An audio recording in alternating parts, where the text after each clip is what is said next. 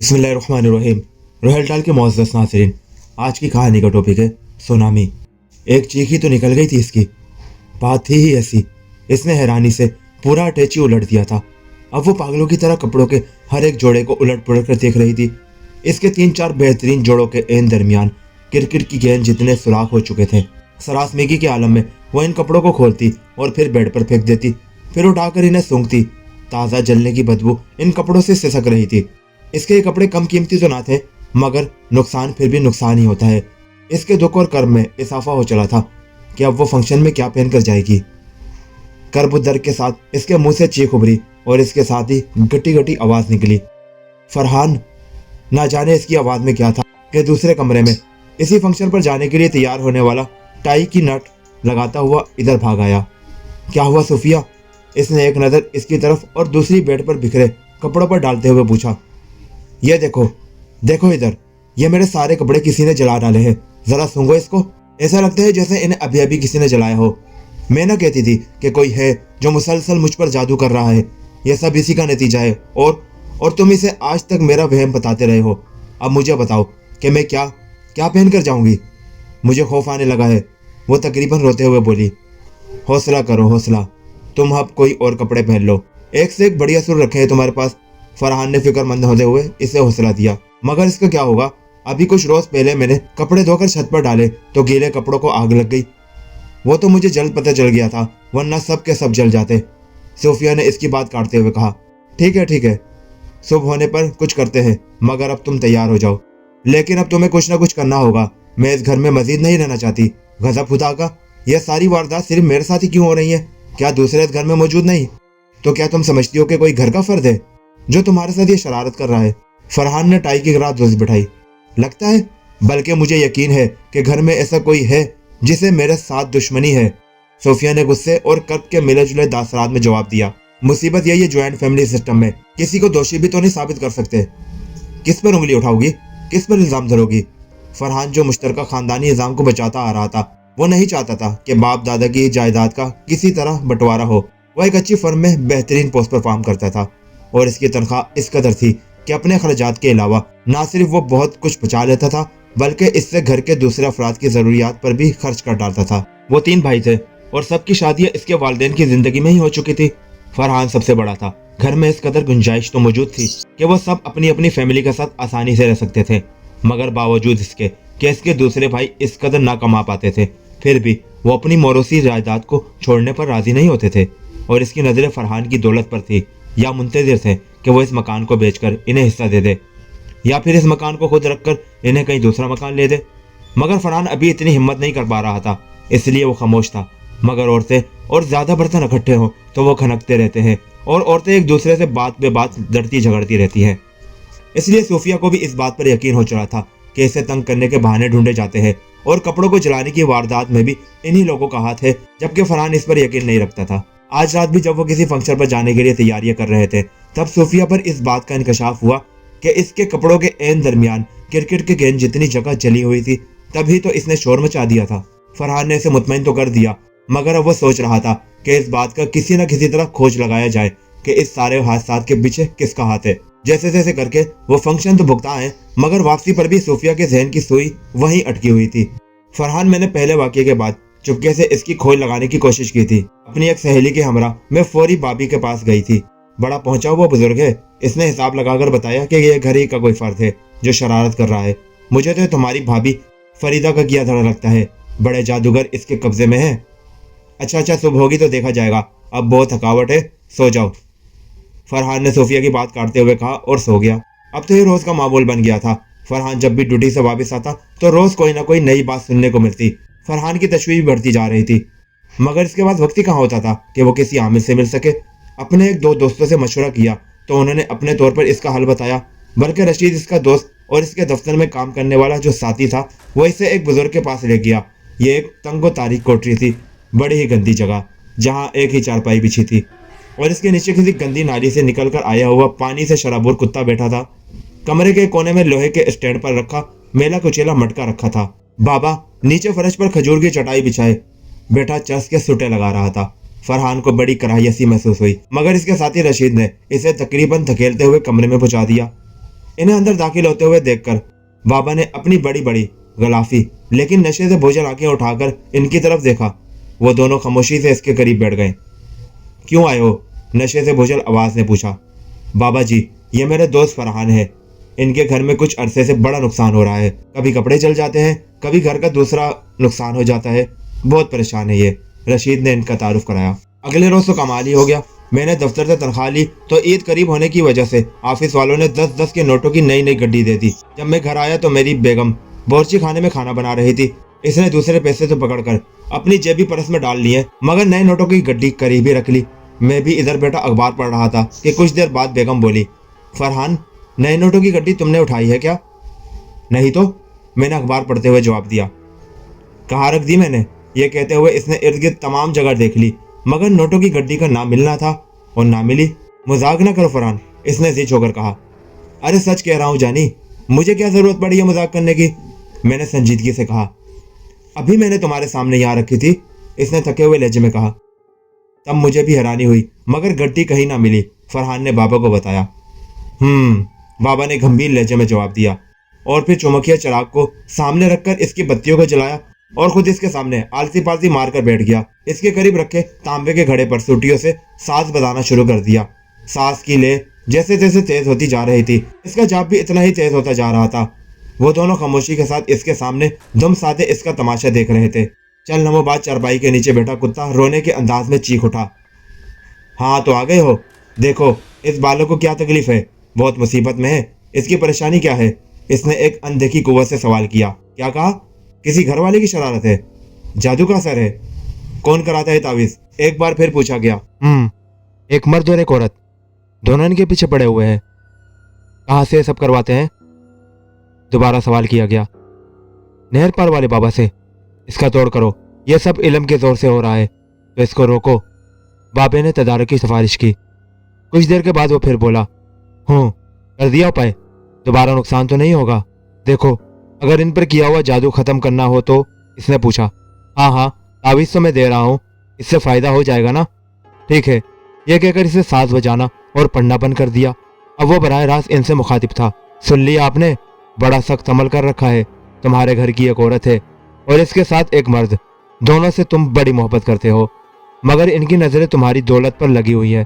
وہ تمہیں برباد کر دینا چاہتی ہیں، حسد کرتے ہیں تمہاری عمارت سے، جلتی ہیں تمہارے رہن سہن کے انداز سے۔ یہ تعویذ لے لو اور اسے قبرستان میں کسی پرانی قبر میں دبا دینا، بہتر ہو جائے گا۔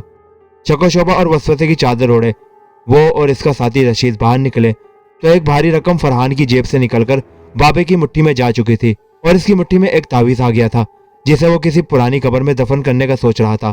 اسے کسی قبرستان میں جا کر پرانی قبر میں دبا دینا۔ رشید بولا، یار میں نے کبھی یہ کام نہیں کیا، تم چلو نا ساتھ۔ فرحان کا خوف وہاں نکلا تو رشید ہنس دیا۔ اچھا یار چلو، تم بھی کیا یاد رکھو گے۔ وہ دونوں قبرستان میں آ گئے۔ گرمیوں کی سائیں سائیں کرتی دوپہر وہ پرانی قبر ڈھونڈتے پھر رہے تھے کہ ایک قبر سے انہیں کسی مردے کی کھوپڑی نظر آئی۔ سو فرحان نے آگے چلتے ہوئے رشید کے کندھے کو زور سے پکڑ لیا۔ کیا ہوا؟ رشید نے رک کر پوچھا۔ وہ دیکھ رہے ہو، قبر سے مردے کی کھوپڑی ہمیں دیکھ رہی ہے، فرحان نے ڈھرے ڈھرے لہجے میں کہا۔ بہت ڈرپوک ہو، کسی کتے یا دوسرے جانور کا کارنامہ ہوگا، چلو آگے آؤ، رشید نے ہنستے ہوئے کہا اور دونوں آگے بڑھ گئے۔ پھر ایک پرانی سی قبر کے پاس جا کر وہ رک گئے۔ ایک بڑا سا سوراخ اس قبر کے پہلو میں نکلا ہوا نیچے کہیں دور تک جا رہا تھا۔ یہ کیا ہے؟ فرحان نے ڈھرے لہجے میں پھر سے پوچھا۔ چوہوں کی کاریگری ہے، رشید نے اسے گھسیٹ لیا اور پھر تھوڑی سی جگہ کسی نوکیلی پتھر سے کھود کر اس میں تعویذ دبا دیا اور باہر آ گئے۔ لیکن اس کے گھر میں رونما ہونے والے واقعات ختم ہونے کے بجائے بڑھتے ہی چلے گئے۔ اس کی بیوی کا شک بڑھتا چلا گیا اور وہ اب خود ان چکروں میں پڑ چکا تھا کہ جو ہی اسے وقت ملتا اور جہاں اسے کسی پہنچے بزرگ یا بابے کا پتہ چلتا وہ وہاں پہنچ جاتا۔ اب اس کی بھابھیوں اور اس کی بیوی کے درمیان اس بات پر جھڑپیں بھی ہونے لگی تھی۔ عمران، اس کے چھوٹے بھائی کی بیوی رضیہ، بڑی منہ پر تھی۔ اس نے تو باتوں باتوں میں ایک بار نہیں کئی بار یہ کہا تھا، جن کے پاس زیادہ دولت ہوگی، وافر چیزیں ہوں گی، وہی گم ہوں گی۔ چوری چکاری بھی تو انہی کی ہوگی۔ نہ ہمارے پاس فالتو دولت ہے اور نہ ضرورت سے بڑھ کر چیزیں۔ رات کو گھر آئے فرحان کو صوفیہ نے یہ بات بتائی تو بیچارگی سے ہنس دیا۔ صوفیہ، بات تو اس کی بھی ٹھیک ہے، فرحان بولا۔ لو اور سن لو، پرسوں جو تم نے اپنے لاڈلے جنید کو ریل گاڑی کا کھلونا جا کر دیا تھا، وہ جو بیٹری سیل سے چلتا تھا، वो इससे छत पर खेल रहा था और मैं नीचे काम में मसरूफ थी। किसी काम से ऊपर छत पर गई तो जुनैद गर्मियों की इस सख्त दोपहर में अकेला छत पर बैठा इसके साथ खेल रहा था और साथ ही साथ बातें भी किया जा रहा था। जुनैद, मैंने आवाज दी तो वह एक तरह से चौंक उठा। जी मामा, डरे लहजे में वो बोला। किससे बातें कर रहे हो और किसके साथ खेल रहे हो? वो मैं अपने दोस्त के साथ। कहाँ है? मुझे तो यहाँ तुम्हारे अलावा कोई नजर नहीं आ रहा। ये तो बैठा है मेरे साथ। जुनैद ने इशारा किया और फिर बड़बड़ाया। अच्छा मामा, हमें परेशान ना करो वरना मेरा दोस्त भाग जाएगा और फिर मैं किसके साथ खेलूंगा? जुनैद ने बड़े शौक से जवाब दिया। दिमाग खराब हो गया तुम्हारा? मैंने तलखी से डरे अंदाज में कहा। अच्छा दोस्त, कल मिलेंगे, ओके बाय। यह कहकर जुनैद ने अलविदाई अंदाज में हाथ का इशारा किया और मेरे साथ नीचे आ गया। और वो तुम्हारा खिलौना किधर है? मैंने इसे जबरदस्ती खींचते हुए पूछा। वो तो मैंने अपने दोस्त को दे दिया है, जुनैद ने इत्मीनान से जवाब दिया। इसके हाथ वाकई खाली थे और खिलौना भी कहीं मौजूद ना था। फरहान, खुदा के लिए कुछ करो वरना हम तबाह बर्बाद हो जाएंगे, सूफिया ने रोते हुए कहा। कहाँ है जुनैद? फरहान ने तशवीश भरे लहजे में पूछा। सो चुका है। फरहान, मैं बहुत परेशान हूँ, खुदा के लिए कुछ तो करो। बड़ी अजीब बात है, कहीं ये सारी शरारतें वही लोग तो नहीं करते जिनका इल्जाम हम दूसरों पर लगाते हैं? फरहान ने कुछ सोचते हुए कहा। मैं नहीं जानती, मगर मुझे जुनैद की तरफ से बड़ी फिक्र हो रही है, सूफी ने फिक्रमंद लहजे में बताया। यह इसके लिए एक नई बात थी। सारी रात वो सोचता रहा कि अब पानी सर से गुजर चुका है। इसके तदारुक के लिए कुछ ना कुछ करना बहुत जरूरी था। अगले रोज इतवार था, इसलिए इसे ऑफिस से छुट्टी थी। इसने जुनैद को बुलाकर पूछा। जुनैद ने इस बात की तस्दीक की कि वो बखील नामी जिन के साथ खेलता है। मगर तुम्हारी इसके साथ कहाँ दोस्ती हुई? फरहान ने हैरानगी से पूछा। पापा, मैं और मेरे दोस्त अक्सर स्कूल के लान में लगे दरख्तों के करीब खाली पीरियड में खेलते हैं। एक दिन इत्तेफाक से कोई दोस्त इधर ना आया तो मैं अकेला इन दरख्तों के पास पहुंच गया। पहले तो वो जगह खाली थी, मगर अचानक वहां मेरा हम उम्र एक और लड़का मुझे नजर आया। मैंने समझा करीबी आबादी का कोई लड़का होगा। वो मैं करीब आकर बोला, दोस्ती करोगे? इसने अपना आगे हाथ बढ़ा दिया। मुझे वो अच्छा लगा, चुनाचे मैंने भी इसके आगे हाथ बढ़ा दिया और अपना तारुफ कराया। इसने मेरे तारुफ करवाने पर अपना नाम बखील बताया और अपनी रिहाइश करीबी आबादी में बताई। यह इसी वक्त से मेरा दोस्त है और मेरी इजाजत से ही मेरे घर आने लगा है। आहिस्ता आहिस्ता जब हमारी दोस्ती पक्की हो गई तो इसने अपना असल नाम बताया कि इसका ताल्लुक इंसानों से नहीं, लेकिन मुझे इससे क्या गर्ज, वो मेरा दोस्त था और मैं जब भी अकेला होता हूँ तो मेरे साथ खेलने आ जाता है। क्योंकि इसका नाम मुश्किल था इसलिए मैं इसे यासीन कहता हूँ। यह अजीबोगरीब कहानी सुनकर एक बार तो फरहान पर कपकपी सी तारी हो गई थी। तो क्या तुम्हें इससे डर नहीं लगता? क्यों पापा, डर किस बात का? वो मेरा दोस्त है, हम एक दूसरे के साथ तोहफे तहाइफ भी तब्दील करते रहते हैं। वो जो रेलगाड़ी का खिलौना आपने लाकर दिया था ना, इसे पसंद आ गया, मैंने इसे दे दिया। जुनैद ने ऐसे कहा जैसे इसके लिए बात कोई अहमियत ना रखती हो। मगर फिर भी बेटा, वो तुम्हें नुकसान ना पहुंचाए, मुझे डर लगता है, फरहान ने डरे हुए लहजे में कहा। इस बात पर जुनैद हंस दिया। बात आई गई हो गई। इन्हीं दिनों की बात है, फरहान ड्यूटी से वापस लौटा तो सूफिया का मिजाज पहले से कुछ बदला बदला सा था। रात खाने पर इसने फरहान को बताया, आज खाला अमीना आई थी। कौन खाला अमीना? फरहान ने इस्तफसार किया। अरे तुम नहीं जानते, वो उधर पिछली गली में रहती है। बेचारी जवानी में ही बेवा होकर अपने वालिदैन के घर आ बैठी थी। वालिदैन फौत हुए तो एक बुजुर्ग को अपने पास रख लिया। कुछ अरसे पहले वो बुजुर्ग भी वफात पा गए। मोहल्ले की बच्चियों को कुरान पाक पढ़ाती हैं। आज वो आई तो आते ही हैरानगी से कहने लगी, अरे बेटी, अपने घर की तरफ ध्यान दो। खाला क्या कह रही हो? घर गृहस्थी तो मुझे ले बैठी है और तुम कह रही हो घर की तरफ ध्यान दो। मैंने हैरानगी से जवाब दिया तो वो हंसकर बोली, अरे नहीं, मैं ये नहीं कहती, मेरा मतलब कुछ और है। तुम्हारे घर में तो हवाई मखलूक का एक सुनामी आया हुआ है, उन्होंने संजीदगी से कहा। मैं कुछ समझी नहीं, मैंने हैरानगी से पूछा। क्या तुम्हारे घर में नुकसान नहीं होता? मेरा मतलब है अशिया गुम नहीं होती, रुपए पैसे का नुकसान नहीं होता, उन्होंने इस्तफसार किया।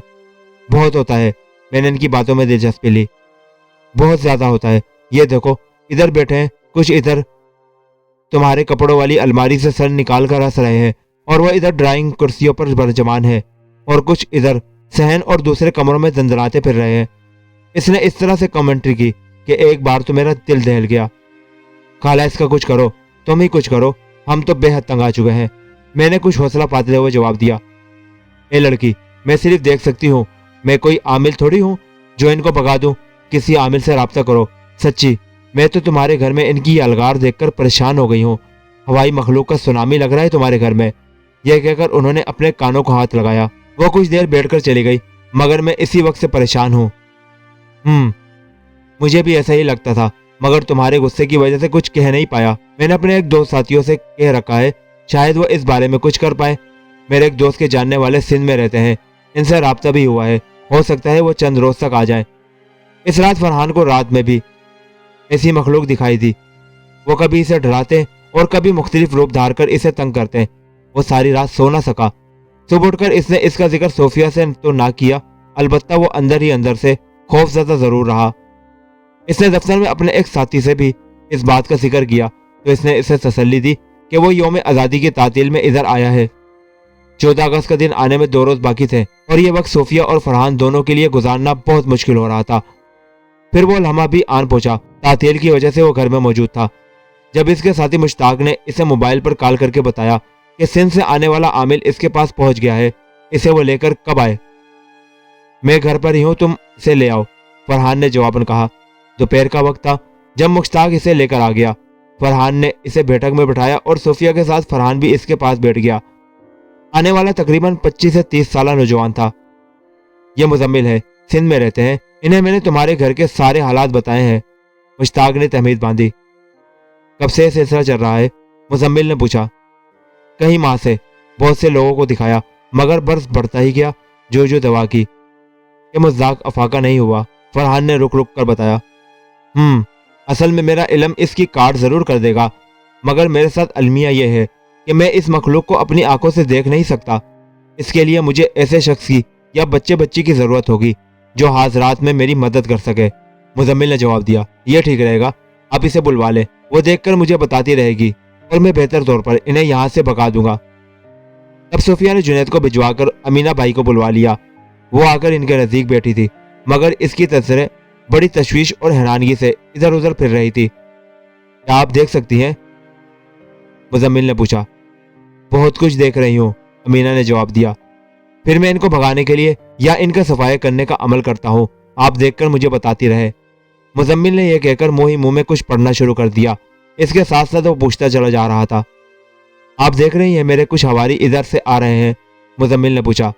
हाँ, कुछ लोग आ रहे हैं, मुसलसल आते जा रहे हैं, और अब इस घर में पहले से मौजूद लोगों से इनकी हाथापाई शुरू हो चुकी है। यूं लग रहा था जैसे इस भयानक खेल पर अमीना रवा तबसरा कर रही हो।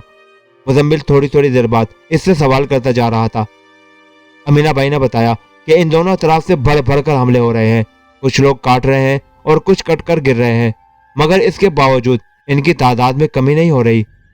शायद अब अमीना भी खौफजदा होने लगी थी, क्योंकि इसके चेहरे पर मर्दनी सी छाने लगी थी।